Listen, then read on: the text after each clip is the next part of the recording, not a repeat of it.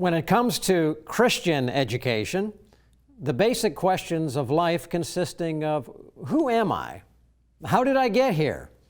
Where am I going? And what's my purpose are, well, they're frankly not answered by government politicians or God-rejecting academic elite or philosophers. Only those questions, should I say, are answered only by God, who is the one who created all mankind with a purpose.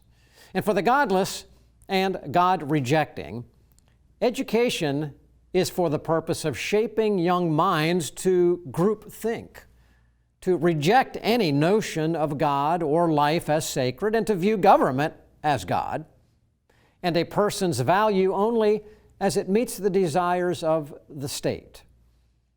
Scripture, on the other hand, reflects that children are a gift of God to parents, and that life is sacred with a very defined purpose to glorify God.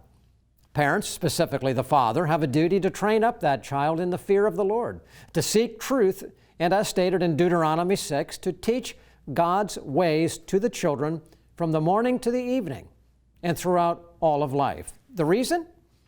Well, so that we can learn to fear God and keep His commandments, which alone brings personal and national blessing and security, prosperity, long life, and good health. When Harvard University was established in 1636 to teach men how to preach the gospel, the Puritan and the Pilgrim influence of that day decided to write down the purpose for Christian education. To my knowledge, this information that they wrote still hangs there on a plaque on the wall of a Harvard building today. And this is what it says: "Let every student be plainly instructed and earnestly pressed to consider well that the main end of his life and studies is to know God and Jesus Christ, who is eternal life." John 17:3. The plaque goes on to say, "And therefore, to lay Christ in the bottom as the only foundation of all sound knowledge and learning." Wow. Well, for over a generation since the rise of brick and mortar, primarily church-run Christian schools in the late 60s and early 70s, homeschooling began to grow as well. Government tried in many ways to stifle the growth of any alternative to public schools, seeing it as a competition. The fight legislatively to recognize parental rights in education, a God-given right, by the way, was a major battle in the 80s and the 90s. I was a part of that during my time in the Pennsylvania General Assembly, fighting to preserve parental rights.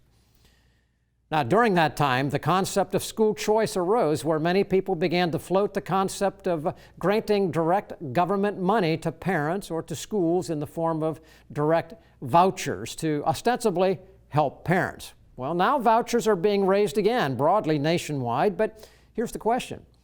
Is this effort in the best interest of the parents now who are taking their kids out of government schools and putting them in Christian schools? Or is it perhaps a trap being set by government to control Christian education? Well, these two questions, the rise and the whys of Christian education and the trap of public vouchers, will be the focus of this program today, part 2 of our 2-part emphasis on school choice and Christian education, the good, the bad, and the trap. Our returning guest, E. Ray Moore with PublicSchoolExit.com, will join us in just a moment. But Isaac, let me go to you here first, because as our guest Ray Moore talked about, he and his wife deciding all the way back in the 70s what to do with their children. You now are the next generation. But you and your wife Jill have decided to homeschool your children. Just a personal insight into the life of Isaac Crockett. Why? What are the primary reasons why you and Jill decided to do that rather than a government school? And perhaps if there's one thing that you've seen thus far in the education of your children that would confirm you made the right decision, name that. So just very briefly. Yeah, and I got asked that question a lot 9 years ago when we started homeschooling, because I was working at a church as the pastor and working in the public schools in our area.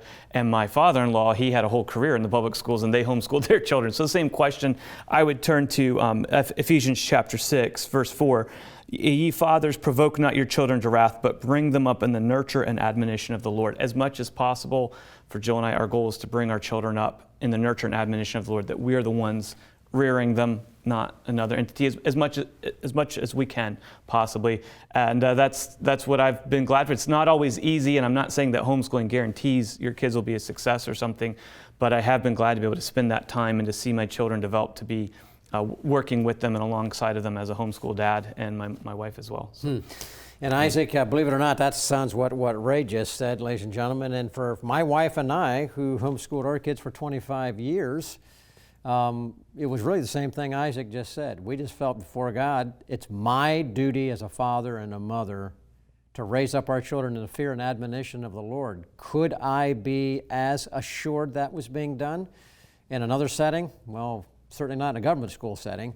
And so we chose to homeschool. Now, it may be where you are in your thinking, but when we come back, we're going to bring in our special guest, Ray Moore of publicschoolexit.com, and we'll get into this whole aspect of Christian education and homeschooling, how it came about, and where it now sits as a very expanded area of education in the country. Truth, flexible or permanent? The Bible, ancient history, or powerfully relevant? Culture, a reflection of enlightenment or warning signs? The pastor, commentator, or frontline combatant? Every day, American Pastors Network speaks to these questions where and when they matter. With hundreds of affiliate radio stations nationwide, a website and mobile app screening today's headlines through the twin lenses of the Bible and the Constitution. Educating, informing, equipping. This is the American Pastors Network. The time is now to stand in the gap for truth.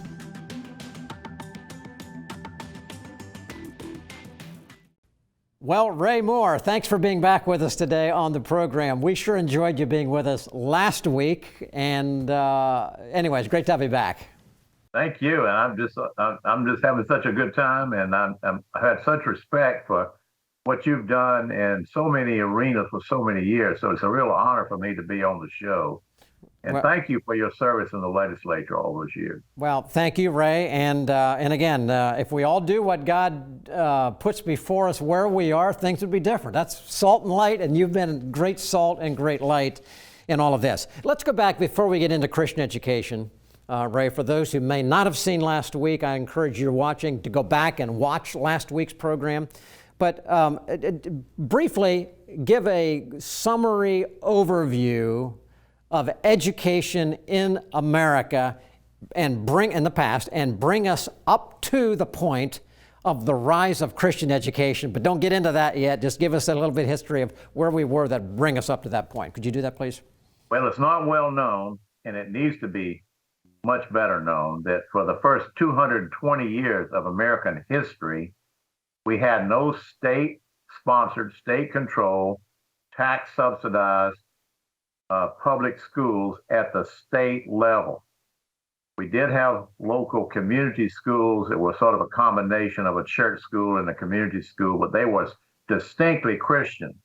And that changed about 1840. That's the date we give it, when Horace Mann persuaded many of the Protestant pastors in New England in particular to set up a state model, and they would have the Ten Commandments and the Lord's Prayer in the public school, but the doctrine of the Trinity and salvation in Jesus, the particular doctrines, would stay at home or in the church. And that happened around 1840, and it lasted till 1962 and 63. It was not a good system, it was not the best system, but it wasn't as evil as it has become. In 62 and 63, 1962 and 63, the U.S. Supreme Court ruled in two major decisions to exclude prayer and Bible reading from public schools. And we went down rapidly from those days. So now we're at the end of a terrible backwash, and all the debris and garbage and waste of that period is washing up on our shores at once. And people are horrified about what's happened in the public schools now. Well, Ray, you've explained then where, what we think of as the public school, kind of where it got its start in our country. What about the Christian education movement, the American Christian education movement? When did that start, and maybe why did that start? It's always been there, but it was very weak and not very large. I'm actually reading a book right now that takes my breath away. These were sermons and articles and essays by the late J. Gresham Machen. And he was a Presbyterian, but he was looked upon in his era in the 20s and 30s as the most prominent conservative theologian in America. And he wrote articles about the system then and what it would do and what it would become. It's called Education, Christianity, and the State, published by Trinity Foundation in Unicoi, Tennessee. And I keep ordering 20 of those to give them out. It's one of the most profound books. And I didn't mean to get off on this, but I discovered it in 99. It was published in 87. And I felt like I had dug a gold mine up in my backyard, because everything that I was saying about Exodus mandate, J. Gresham Machen, the leading Protestant theologian in America, was saying it in 1920 and 1930s. So the problem has been around a long time. In modern times, I would say the Christian school system began to really take off in the 70s and grow. And then homeschool movement, we date it from about 1980, and it exploded in the 80s. And now we're in a kairos moment. That's a Greek word for opportune moment or divine moment. English only has one word for time. The word chronology is the Greek word for time, but Greek has two words, and kairos means a special divine moment in God's economy. And we're in one of those moments with the growth of Christian schooling and homeschooling. And I'm doing everything I can to get on the radio and TV to explain it to people, because a lot of people are, the mainstream media is not telling you this, but we are exploding in a good way. Since the pandemic, homeschooling has gone from 2.5 million, and most of those were evangelical Christians, to 5 or 6 million, and it isn't over yet. It could go 8 or 10 million. We don't know where it's going to stop. The dust is not settled. The jury's still out. So people who are into homeschooling need to really work hard with their family and friends to help extract them from the public schools. And then K-12 campus Christian schooling is growing at the rate of 10, 20, 30, in some cases 40% a year. And there are hundreds, we don't know the extent of this right now because it's hard to monitor it, but there may be hundreds of new private Christian schools that are starting up now and in the next year. I'm actually working with about 6 or 8 groups personally in my neighborhood, and it's taking my breath away. I can't keep up with what's happening there. And I didn't tell them, I didn't recruit them. God just put it on their hearts. They want to start a Christian school. So we are in a kairos moment, and your program can do so much to help this where you're broadcast. So thank you for having me on. And Ray, thank you for that. When you start talking in terms of, now when I was in the legislature, I come back into it. When I was in the legislature in Pennsylvania, I was on the education committee for 16 years. And we monitored that. And any kind of a movement from the government school during the 90s and the 2000s was noted by government as competition, and they were trying to stop everything to make that happen.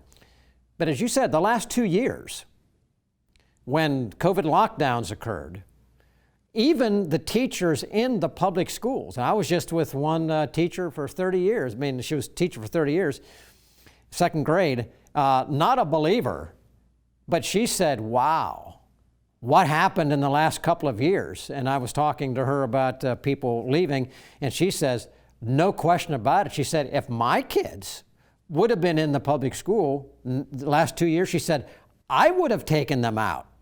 It's very interesting. So it's very, very broad, but when you talk millions, you're talking about a lot of people, which brings us up to this next question, Ray, and that is this. Now we're beginning to hear discussion again about school choice. And I'm going to say for those watching, school choice, I like to use the word parental choice because parental choice is a God-given thing. It's your choice, parents, what you do and how you school your children. But school choice is a term that's given broadly to, well, some kind of help being given to parents. And Ray, one of those, and this is the idea of the theme of our thing here, about the good, bad, and the trap. There's a lot of discussion right now about school choice. In some cases, it's coming from politicians, but it's a particular form of school choice referred to as vouchers. I've always had a concern about that. Isaac said he did, and his dad when he was a pastor in Indiana.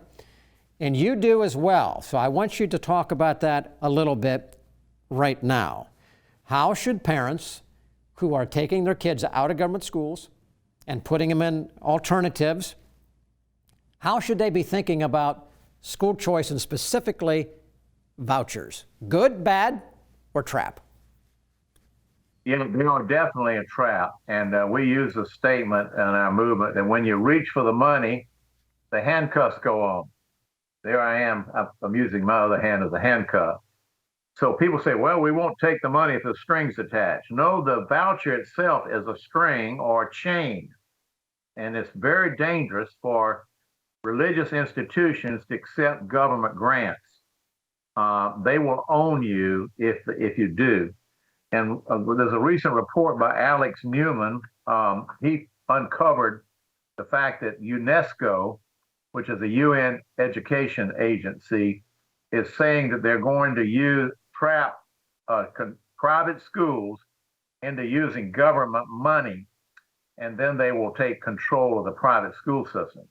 Actually, that's how we got public schools, because you remember in early American history, there were none, and they gradually started subsidizing them in the 1840s, 50s, and 60s, and they became public schools over a period of several decades. I think as late as 1867, there were no state-run public schools in the city of New York.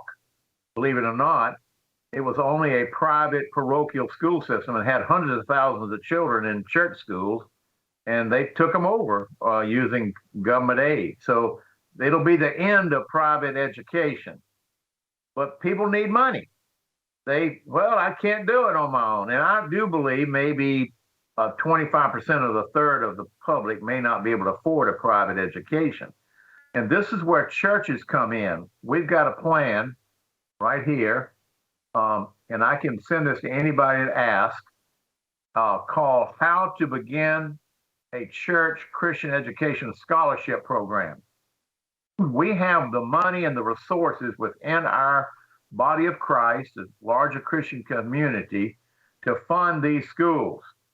Hudson Taylor, the famous missionary to China, made the statement years ago, I think 1850s, that God's work done in God's way will not lack God's resources. So we don't need government money, even if we think we do. The tragedy is that the Republicans are the ones that are pushing this right now. So we have to fear our friends, political friends. They're more friendly to the church than the Democratic Party.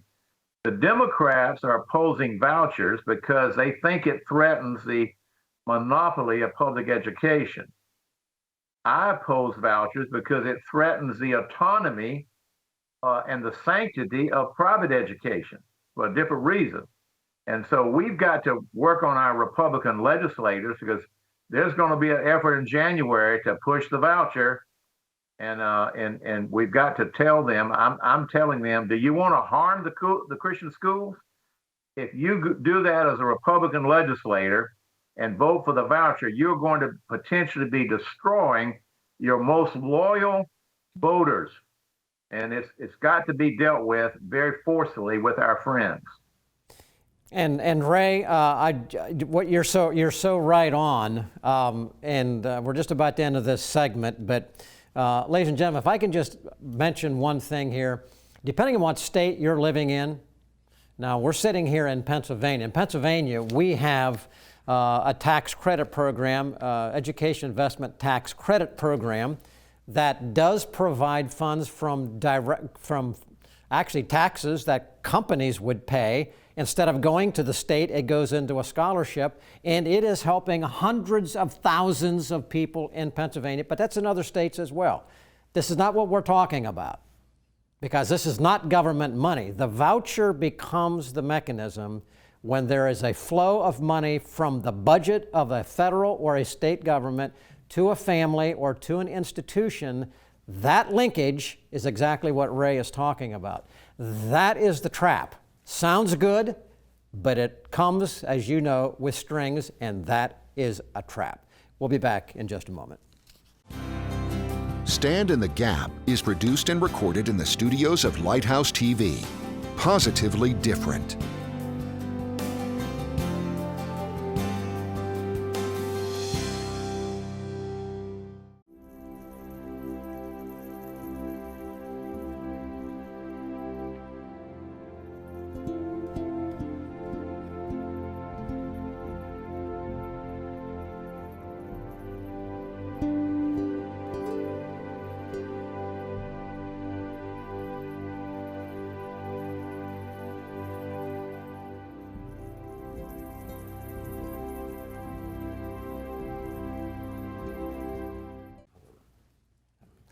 Welcome back as we wrap up this program looking at Christian education.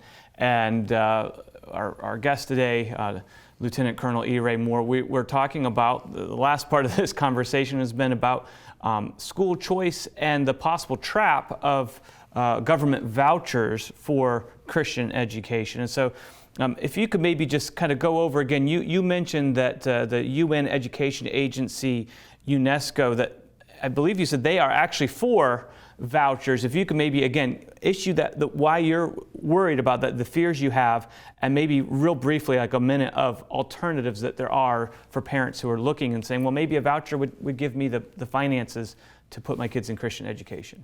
Alex Newman had an article on the Newman Report on July 28, just on this. It's a little bit long, but summary is that the UNESCO, which is a globalist education agency under the UN, is for the government subsidy, and they see it as a trick play to trap private schools, and then they will take control of us.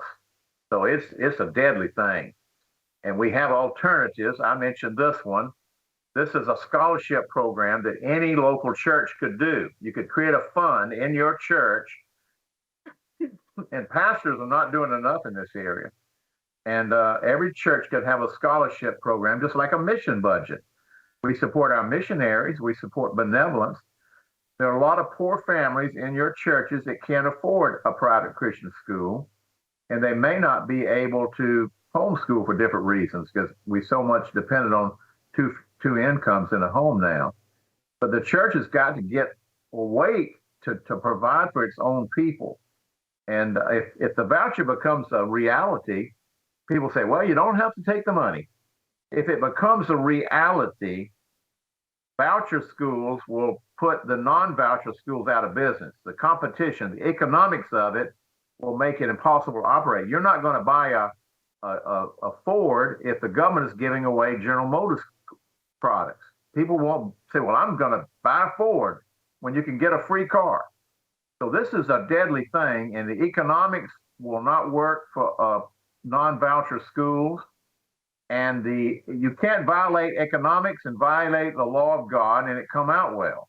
So this has got to be really resisted, and we got to reach our Republican legislators because they're the ones for it. And Ray, we're at the end of the program. Thank you so much for being with us today on the program. Excellent information. Put our webpages up one more time. God bless you. And publicschoolexit.com, ladies and gentlemen, you can get there. Let me just wrap it up this way as you're watching this. If you're a parent, make your determination, and it's a commitment to God, that your children are a gift from God, You cannot take a risk with them. Raise them up in the fear and admonition of the Lord. That's Christian education. For you, homeschooling may work, maybe it doesn't. Pastor, if you're watching this, if you don't have a Christian school in your church, you can. There are ways to do it.